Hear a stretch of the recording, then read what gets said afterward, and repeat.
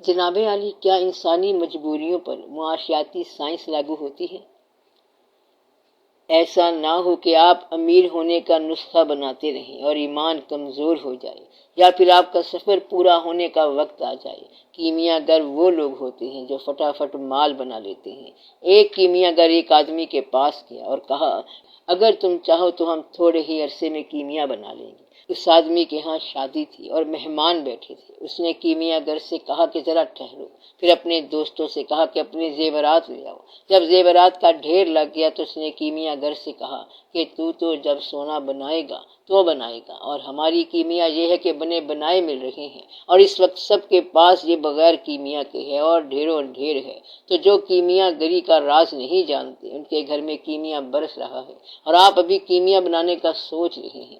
دین کی بات یہ ہے کہ اس کے اندر آپ قبول کرنے کی توفیق پیدا کریں، اپنی اصلاح کریں، اور اصل کیمیا اندر سے نکالیں جو کہ تمنا کو کرش کرتا ہے، ختم کرتا ہے، اور اس فارمولے کو چھوڑ دیں کہ کس سے کیا بنتا ہے۔ مدعا یہ ہے کہ اللہ تعالیٰ نے آپ کے حالات کے مطابق یہ نہیں کہنا کہ اگر میں آپ کو زیادہ دولت دیتا تو پھر آپ جواب دہ ہوتے، بلکہ اس نے آپ کی غریبی کے اندر ہی آپ سے سوال پوچھ لینا ہے۔ اس نے جو سوال مرنے کے بعد پوچھنا ہے وہ آپ اپنے آپ سے آج ہی پوچھ لیں، تاکہ آپ کو اس کی پکی خبر ہو جائے۔ اللہ پوچھے گا کہ تیرا رب کون ہے؟ تو لوگ کہیں گے کہ پیسہ۔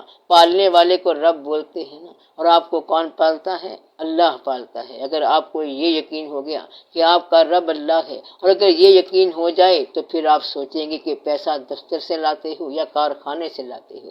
تو جن ذرائع سے اور جن محنتوں کے بعد آپ پیسہ لاتے ہیں، وہ ذرائع اور محنتیں بھی اللہ کی عطا ہیں۔ اس لیے وہ کہتا ہے کہ میں پالنے والا ہوں۔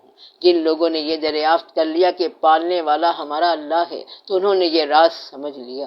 ان الذین قالوا ربنا اللہ ثم استقاموا، جن لوگوں نے کہا کہ ہمارا رب اللہ ہے اور پھر اس پر قائم ہو گئے تو ان پر فرشتے نازل ہوتے ہیں۔ فرشتے ان پر نازل ہونے کا مطلب کیا ہے کہ وہ آپ ہی فرشتے ہیں، یعنی کہ اب وہ کس کا اللہ ہے؟ رب کس کا اللہ ہے؟ جو امیر ہونے کی تمنا کو سب سے پہلے روکے، اس کی زندگی میں آسانیاں پیدا ہو جائیں گی۔ مومن کہتا ہے کہ اگر آسانیاں پیدا ہوتی ہیں یا نہیں ہوتی تو ہمیں اس سے غرض کوئی نہیں، کیونکہ جیسی بھی زندگی ہے ہم اس میں اللہ کا راستہ بنا رہے ہیں۔ اگر کوئی کہے کہ کسی غریب کی مدد کرنے کی بڑی خواہش ہے اور میرا دل بڑا بےتاب ہے، تو اس کو چاہیے کہ غریب کی مدد کرے، اسے کچھ دے دے کہ ہمارا پڑوسی بیچارہ غریب ہے جس نے دین ترک کر دیا اور جواز یہ رکھا کہ میں اس غریب کے غم میں دین سے الگ ہو گیا ہوں، تو وہ رد ہو جائے گا۔ غریب کا یہ غم نقلی ہے۔ آپ غریبوں کو اللہ کے حوالے کرو، اور اگر خود غریب ہو تو اللہ کے حوالے ہو جاؤ۔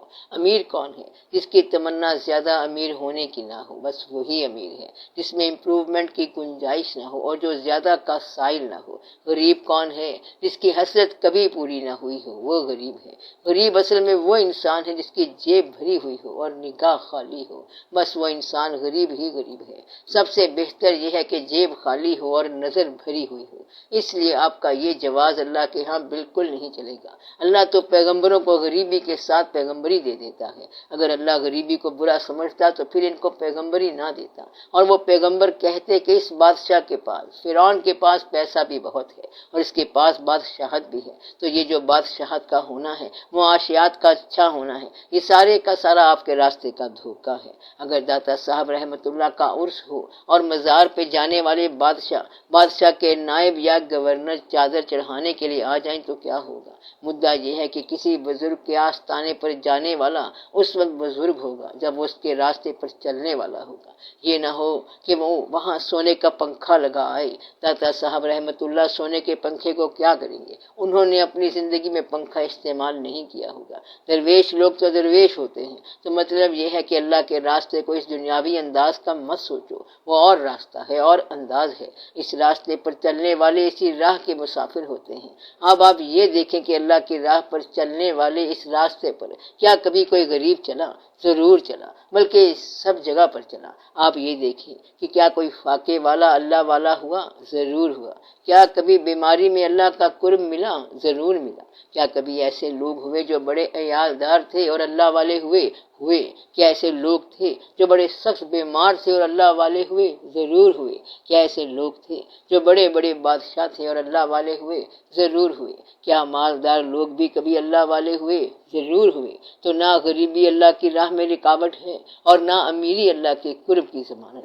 اب آپ لوگ دعا کریں کہ اللہ ہمیں اپنا قرب عطا فرمائے۔ آمین برحمتک یا ارحم الراحمین۔